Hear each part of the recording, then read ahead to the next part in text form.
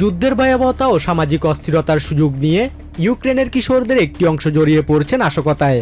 অর্থ উপার্জনের নেশায় ইন্টারনেটের মাধ্যমে প্রলুব্ধ হয়ে তারা রেলওয়ে ও সরকারি স্থাপনায় আগুন দেওয়ার মতো গুরুতর কর্মকাণ্ড চালাচ্ছে।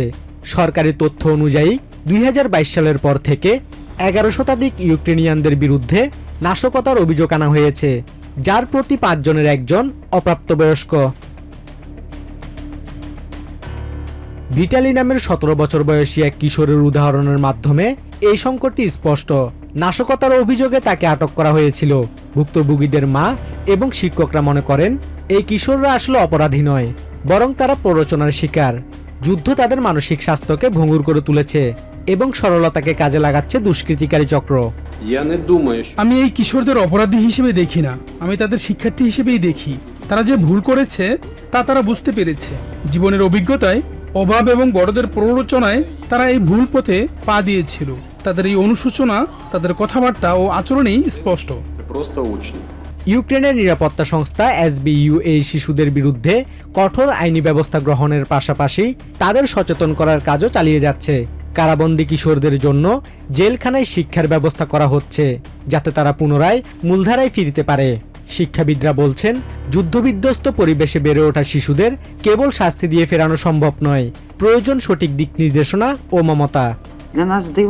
শত্রুর সাথে এই শিশুদের হাত মেলানোর বিষয়টি আমাদের কাছে অত্যন্ত অদ্ভুত ও দুঃখজনক। তারা মূলত অর্থের লোভে বিভ্রান্ত হয়েছে, কিন্তু তারা শিশু, তাই তাদের সহায়তা করা আমাদের দায়িত্ব। আইনের শাসন বজায় রাখা যেমন জরুরি, তেমনি এই কিশোরদের ভবিষ্যৎ রক্ষা করা একটি বড় চ্যালেঞ্জ। যুদ্ধের ট্রমা থেকে তাদের বের করে এনে মানবিক ও সুনাগরিক হিসেবে গড়ে তোলাই এখন ইউক্রেনের শিক্ষাবিদ ও সমাজকর্মীদের লক্ষ্য। কড়া নিরাপত্তার মধ্য দিয়ে আদালতে প্রবেশ করছেন ইসরায়েলের প্রধানমন্ত্রী বেঞ্জামিন নেতানিয়াহু। ইরানের সাথে যুদ্ধ পরিস্থিতির কারণে প্রায় 2 মাস স্থগিত থাকার পর তার বিরুদ্ধে চলমান দুর্নীতি মামলার বিচারিক কার্যক্রম মঙ্গলবার পুনরায় শুরু হয়েছে। দীর্ঘদিনের আলোচিত এই মামলায় এদিন জেরুজালেমের একটি আদালতে সাক্ষ্য দিতে হাজির হন তিনি। তবে আদালতের ভেতর যখন শুনানি চলছিল, তখন বাইরের চিত্র ছিল ভিন্ন। 6 বছরেরও বেশি সময় ধরে চলা এই বিচার প্রক্রিয়ায় দীর্ঘসূত্রিতা নিয়ে ক্ষোভ জানান শত শত বিক্ষোভকারী। তাদের দাবি, রাজনৈতিক প্রভাব খাটিয়ে বিচার কাজ প্রলম্বিত করছেন নেতানিয়াহু। 8 বছর ধরে একটি দুর্নীতি মামলা টেনে নেওয়া হচ্ছে, যা 3 বছরের বেশি চলার কথা নয়। আদালত তার রায় দিতে ভয় পাচ্ছে। আমরা 7 অক্টোবরের ঘটনার তদন্তের জন্য 2.5 বছর ধরে অপেক্ষা করছি, অথচ আদালত বলছে আরো সময় লাগবে। 2019 সালে নেতানিয়াহু অভিযুক্ত হওয়ার পর 2020 সাল থেকে শুরু হয় এই বিচার প্রক্রিয়া। এর মধ্যে গাজায় গত 2 বছরের যুদ্ধ এবং মধ্যপ্রাচ্যের অস্থিরতার কারণে বারবার বিঘ্নিত হয়েছে আদালতের কার্যক্রম। মূলত ঘুষ গ্রহণ, জালিয়াতি এবং বিশ্বাসভঙ্গের 3 অভিযোগে এই বিচার চলছে। তবে শুরু থেকেই এসব অভিযোগ অস্বীকার করে আসছেন ইসরায়েলি প্রধানমন্ত্রী। বিক্ষোভকারীদের দাবি, আদালত যেন নির্ভয়ে তার দায়িত্ব পালন করে এবং দ্রুত রায় ঘোষণা করে। তবে যুদ্ধের দোহাই দিয়ে এই বিচার আরও কতদিন ঝুলে থাকবে তা নিয়েই প্রশ্ন ইসরায়েলিদের মনে। সমালোচকদের দাবি, যুদ্ধকালীন জরুরি পরিস্থিতির দোহাই দিয়ে সময়ক্ষেপণ করছেন প্রধানমন্ত্রী।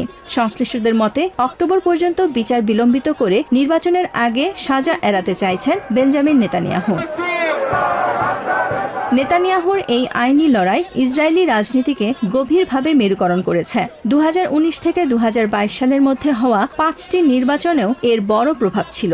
বর্তমান সূচি অনুযায়ী দেশটিতে 2026 সালের অক্টোবরের শেষে পরবর্তী সাধারণ নির্বাচন হওয়ার কথা রয়েছে।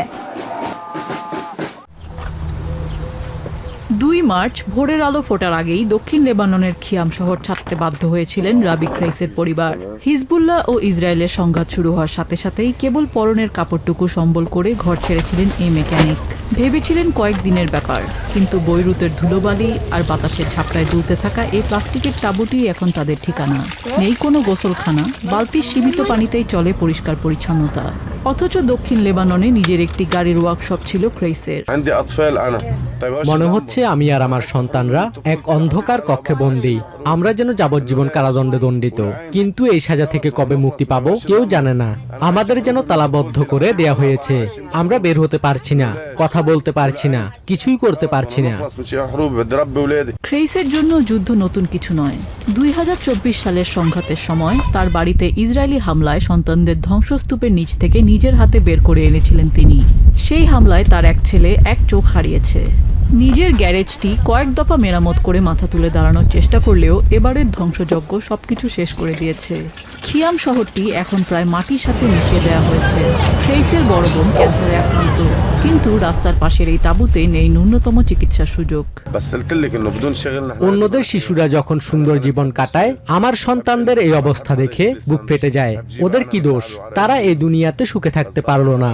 আমার সামর্থ্য নেই ওদের মুখে খাবার তুলে দেওয়ার। কাজ ছাড়া এটা কোনো জীবন নয়। আমি ঘাম ঝরিয়ে উপার্জন করতে ভালোবাসি। অন্যের দেয়া স্যান্ডউইচ নিয়ে বেঁচে থাকা আমার জন্য যন্ত্রণা। লেবাননে ক্রেইসের মতো প্রায় 1.2 মিলিয়ন মানুষ এখন ঘরছাড়া। যুদ্ধবিরতি থাকলেও ইসরায়েলি বাহিনীর নিয়ন্ত্রণে থাকা দক্ষিণ লেবাননের শহরগুলোতে ফিরতে পারছেন না তারা। সহায় সম্বলহীন এই মানুষগুলোর কাছে এখন শান্তি মানে কেবল গোলাগুলি থামা নয়, বরং কাজ করে নিজের আত্মসম্মান নিয়ে ফিরে যাওয়া। কিন্তু সেই ফেরার পথ যেন দিন দিন আরও দীর্ঘ হচ্ছে। বসরার মরু প্রান্তর জুড়ে বিস্তৃত এখন 2 মিলিয়ন সোলার প্যানেল।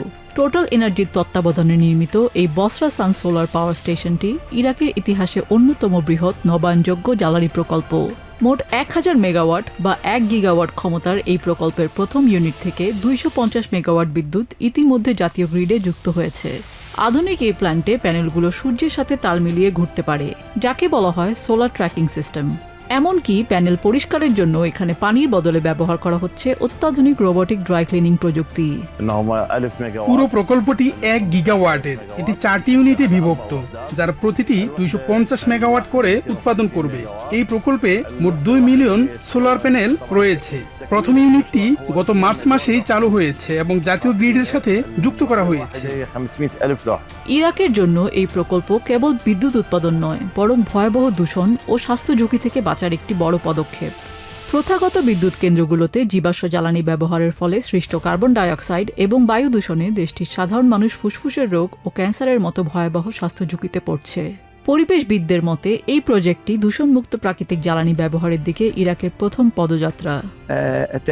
আমরা বর্তমানে ক্যান্সার, ফুসফুসের রোগ এবং ব্যাপক দূষণের মতো চ্যালেঞ্জের মুখোমুখি। প্রচলিত বিদ্যুৎ কেন্দ্রগুলো থেকে প্রতিদিন হাজার হাজার টন কার্বন ডাই অক্সাইড নির্গত হয়।